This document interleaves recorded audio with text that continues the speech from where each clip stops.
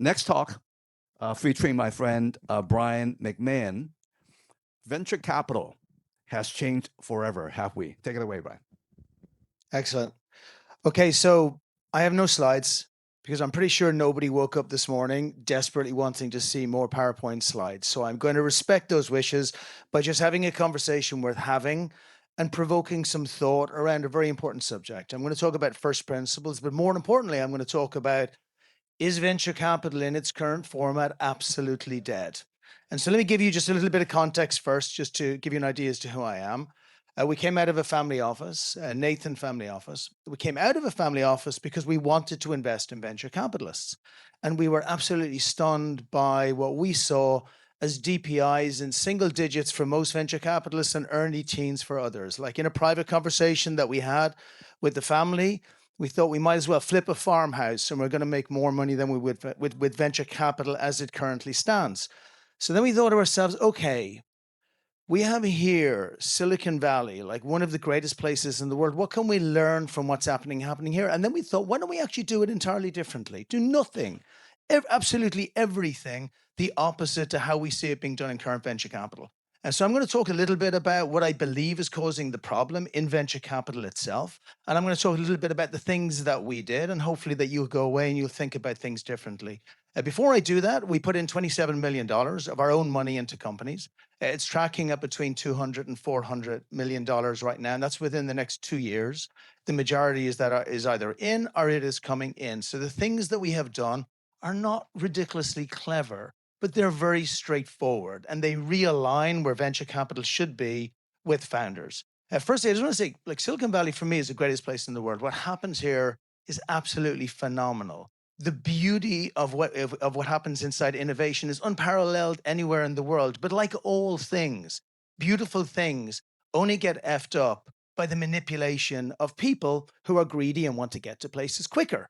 And if this was a different talk, we'd talk about trillion-dollar companies and whether they should be trillion-dollar companies or whether this is just a George Foreman grill moment for Silicon Valley, where suddenly everybody who has no liquidity gets to get lots of liquidity again. But it's not. It's a different talk.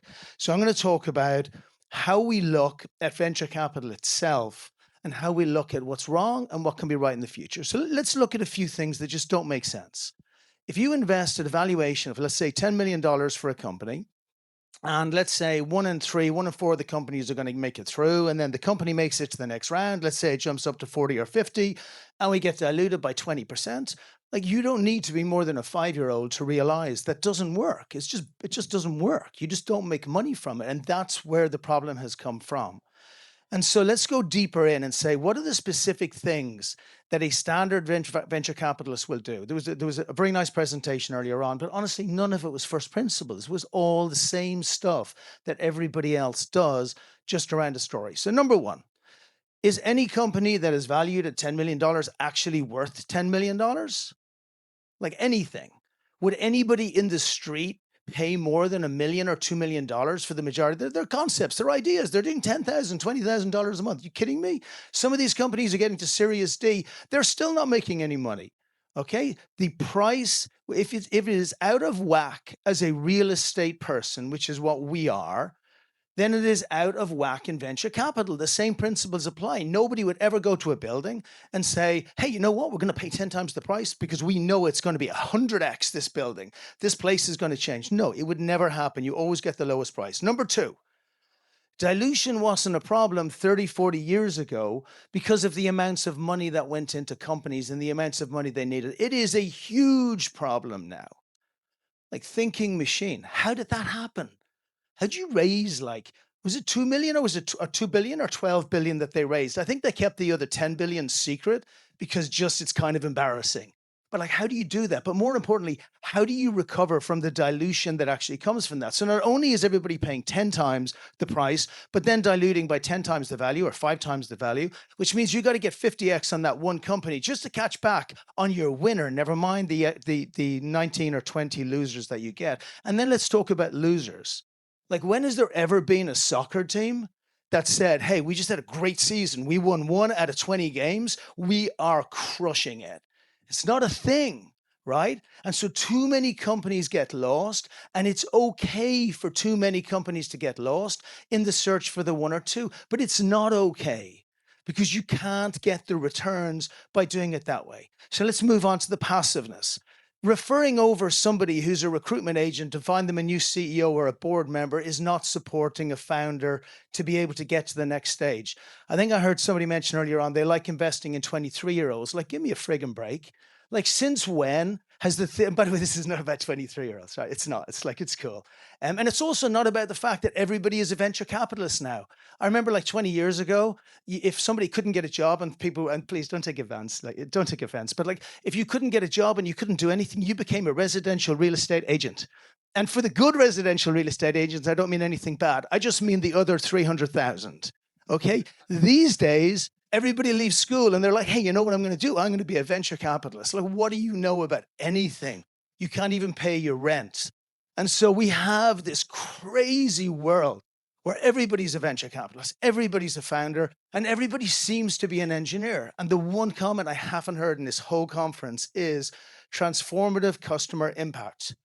Flying cars come close, right? But nobody's talking about how do we increase the impact. Nobody woke up in the morning and said they want more AI. Nobody woke up in the morning and said we want to have like agents selling to agents, selling to agents, selling to agents. What they said was, I want better this. So all of these things in venture capital have been killing venture capital firms. This is why there are so many mid-sized firms that are dying. And before, what used to happen was, Pappy, who was up in Andresen, would call the ex-person who left Andresen to start whatever firm that they started and say, let me give you some crumbs. It's okay. You can still come to the country club. You're going to be fine. And I'm going to give you one or two nice companies. But now they don't do that. Now you got A16 Speedrun. They're like, we want all of it. We don't want to give anything to anyone. So everybody's left in this middle area. So what did we do when we got to this stage? That we realized that this stuff is just misaligned. That's all. This is not about venture capitalists being bad. The opposite. Venture capitalists are amazing people trying to build phenomenal stuff. It's not about founders being bad. The opposite again. It is about the system being broken and manipulated to such a high level that it is doing all of us a misservice. So we said to ourselves, firstly, the customer wins on all cases. I could care two hoots what they exited before, what they did, what the technology is. I only care about the transformative impact of the customer. The customer never, ever, ever tells the truth. And number two, growth trumps everything. And growth is that voice of that customer. So we said to ourselves, okay, what we're going to do, we're going to be a marketing agency, but a free marketing agency. Nobody will ever be able to pay for our services. So we hired 50 people, which will now be a lot of AI stuff thrown in there as well. And we gave them free to our companies. Because we're like, if you guys grow faster, then you're going to dilute less. You're going to be worth more. But that's not for free. And so price wins everything was our third component. We never, ever, ever paid, of the 266 companies we invested into, we never paid more than a $1.4 million valuation for any company at the beginning. Now, I know for founders in here, you'd be like, he's out. But that's okay. Because you know why? There's loads more. So it's fine. Number four. The money is in the bridges. The money is not in the land masses. What's happening in India now is unbelievable. Like, honestly, when I look at what's happening with H-1B, with Indians being sent back, I'm like, bad for us, good for them. So where am I hunting? I'm hunting in IIT. Standing outside IIT, looking for Indian founder who has been terrorized by his mom for the last 5 years in college and is willing to work and come over and be a genius, right? I want to get him before he starts Perplexity or she starts Perplexity, because these people are driven. And it's not just about Indians. It's about all of the bridges to Africa, the bridges to Latin America, the bridges to Ohio, like all of these places to go after. The next thing that we then looked at was, how do we build this into something which is more aligned with everybody inside and outside? Like, the fund structure itself makes no sense. Why does everybody get 20%? I don't get that. You suck, you get 20%. You do really great, you get 20%. How does that make sense? Why does everybody get management fees? I don't get that either. You suck, you get one. I would give 50% if somebody could bring me in 500% returns, 250% returns. So all of this we looked at. We obviously didn't charge fees because it was our money and we put it through. And then we said, okay, we're building on the bridges. We're also focusing on the customer. We're focusing insanely on the growth. What else is broken? Well, hang on a second. There is no VC anymore. VC is private equity. Like nobody can convince me that with with an IPO of $1 trillion, that private equity actually exists anymore. Like it doesn't. There's no private equity. There's actually no public markets anymore. It's all now in one individual place. So an early stage person like us started moving and saying, okay, now we're going to invest further, but we don't want to invest in rounds. I don't want to invest alongside Andreessen. I want to have warrants and options for all of my marketing information that I've given and all the help we've given, so that we get 80-90% discount on the Series A rounds. So we've never ever done a Series A round without getting a 90% discount. I'll say 85% discount. The last one that we did the round at a 10 million valuation while they had just had an acquisition offer at $1.3 billion. And so for us, everything is about, you give great value, it's got to be in the form of extremes. And then we said, well, hell, we do private, we do the venture capital, we do the acceleration, we do all of their marketing. Why don't we also throw in private equity in there as well? So if we see a founder, only for our kids though, only for the ones that we've done the earlier investments in, because then we know when we can get them out of trouble the other side. So look, for us, it has really worked looking at everything and saying every single dime matters. I would go back to my founders, every one of them, and say, you lost your company, great.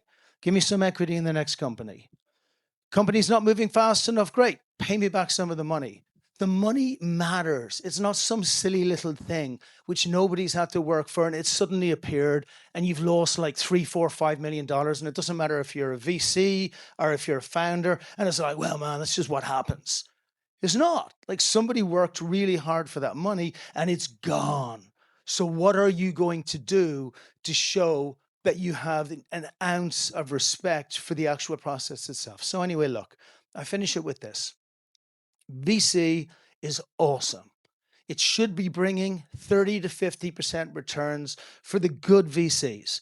Right now, it's being kidnapped by 5 or 10 Ivy Leaguers, and I mean type VCs, not schools, who just own it. They just took it. $1 billion, $2 billion, $5 billion, $10 billion. The people who invest into them are not sufficiently sophisticated, obviously, to even check any of the numbers. They just love their decks and they don't do it. So question everything.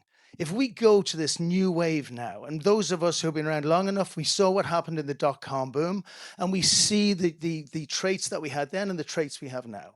So if we want to avoid that, if we want to retain this wonderful place as the greatest place for innovation in the world, then let's change our relationships with each other.